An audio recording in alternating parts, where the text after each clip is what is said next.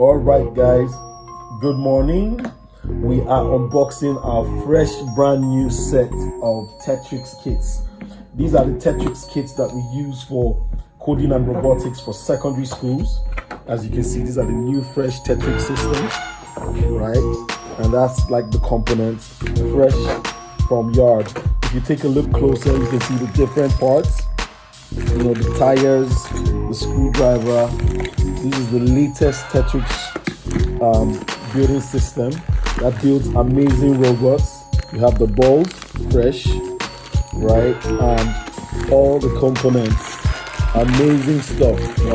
You have the beams, fresh from there. We're ready for schools, and we're looking forward to working with you. We have all, even a pen. Wow, we even got a pen from Tetrix as well. Good. This is the latest Tetrix Prime set for secondary schools.